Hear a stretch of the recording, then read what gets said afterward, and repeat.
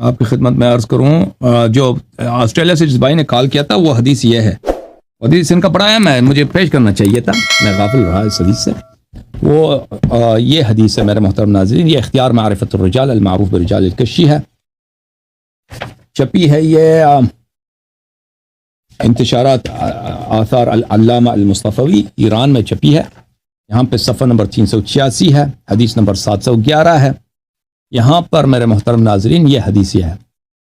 کہ یہاں پر معلّہ ابن خنیس کی جب شہادت ہوئی ہے تو اس وقت مدینہ کا جو گورنر تھا اس کے ساتھ بات چیت ہوئی امام جعفر صادق علیہ السلام نے، اس نے امام جعفر صادق علیہ السلام پہ اس طرح اعتراض کیا، وَأَنْتَ قَدْ أَتَيْتَ ذَنْبًا لَا يَغْفِرُهُ اللَّهُ لَكَ، اے جعفر صادق سلام اللہ علیہ، آپ نے ایک ایسی گناہ کیا جس کو اللہ کبھی معاف نہیں کرے گا۔ قال وما ذلك الذنب وما ذاك الذنب، امام علیہ السلام نے فرمایا وہ کون سی گناہ ہے کہ میں نے کیا اللہ اس کو کبھی معاف نہیں کرے گا۔ قال زوجت ابنتك فلانا الاموی، آپ نے اپنی بیٹی کو فلانی اموی سے، بنی امیہ کے آدمی سے تم نے اپنی بیٹی کی شادی کرائی ہے۔ قال ان كنت زوجت فلانا الاموی فقد زوج رسول اللہ صلی اللہ علیہ وآلہ وسلم عثمان ولی برسول اللہ صلی اللہ علیہ وآلہ وسلم اسوہ، انہوں نے فرمایا کہ اگر میں نے کیا ہے بنی امیہ کو رشتہ دیا تو رسول نے بھی دیا تھا، پیغمبر صلی اللہ علیہ وآلہ وسلم نے بھی دیا تھا۔ تو اس میں ان کی بات صحیح ہے تیور بھائی کی آسٹریلیا سے، اس حدیث میں واضح طور پر ہے کہ امام جعفر صادق علیہ السلام نے اپنی بیٹی کا رشتہ بنی امیہ میں دیا تھا، بنی امیہ میں دیا تھا۔ اور بنی امیہ اس طرح نہیں تھا کہ سب وہ کٹر ناصبی تھے، بنی امیہ میں شیعہ بھی تھے، بنی امیہ میں بڑے مولائی لوگ بھی تھے۔ میں آپ کی خدمت میں ایک حدیث پیش کروں، یہ کتاب ہے الاختصاص، تالیف شیخنا المفید رحمۃ اللہ علیہ، ملاحظہ فرمائیے اس کتاب میں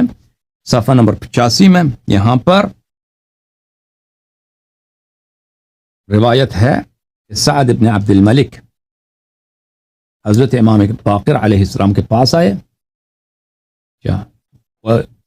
وکان یسمیہ سعد الخیر وهو من ولد عبد العزیز بن مروان، وہ اس کو امام کاظم علیہ السلام کہتے تھے سعد الخیر، اور وہ عبد العزیز ابن مروان کے اولاد میں سے تھا۔ وہ امام باقر علیہ السلام کے پاس آئے، فبینا ینشج کما تنشج النساء، ایک دفعہ وہ رونے لگا، چیخ و پکار جیسے عورتیں روتی ہیں نا اسی طرح زار زار رونے لگا۔ فقال له ابو جعفر علیہ السلام ما یبکیک یا سعد، امام باقر علیہ السلام نے اس سے پوچھا کیوں تم روتے ہو سعد، وجہ کیا ہے؟ اس نے کہا وکیف لا ابکی وانا من الشجرۃ الملعونۃ فی القرآن، میں کیسے نہ روں، میں شجرہ ملعونہ میں سے ہوں، جو قرآن میں اللہ نے جس شجرہ جس خاندان کو اللہ نے لعنت کی ہے بنی امیہ، میں اس خاندان سے ہوں، کتنا میں بدقسمت ہوں، میں روتا ہوں اس لیے رو رہا ہوں۔ فقال له، امام علیہ السلام نے فرمایا لست منہم، آپ بنی امیہ میں سے نہیں ہیں، انت اموی منا اہل البیت، آپ اموی ہیں لیکن اہل بیت میں سے ہیں۔ اما سمعت قول اللہ عز وجل یحکی عن ابراہیم فمن تبعنی فانہ منی، کیا تو نے قرآن میں نہیں سنا کہ اللہ تعالیٰ نے حضرت ابراہیم علیہ السلام کے قول سے نقل کرتا ہے کہ جو میری اتباع کرتا ہے وہ میرا ہوتا ہے، جو میرا اتباع کرتا ہے وہ میرے اہل بیت میں سے ہے۔ اچھا، میں آپ کی خدمت میں ایک اور حدیث پیش کروں۔ محترم ناظرین، یہ کتاب محاسن برقی، احمد بن محمد بن خالد برقی رحمۃ اللہ علیہ کی بہت ہی شاندار نورانی کتاب، اس کتاب میں ملاحظہ فرمائیے صفحہ نمبر 143 میں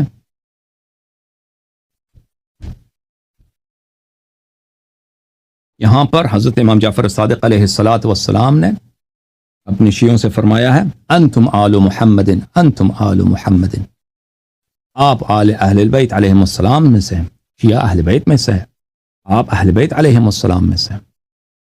فرمایا لأن لكل شيء جوهرا وجوهر ولد آدم محمد صلی اللہ علیہ وآلہ ونحن وشیعتنا، ہر چیز کی جوہر ہوتی ہے، ہر چیز کی ایک جوہر ہوتی ہے، جیول ہوتی ہے، جیول سمجھتے ہیں انگلش میں، زینت ہوتی ہے،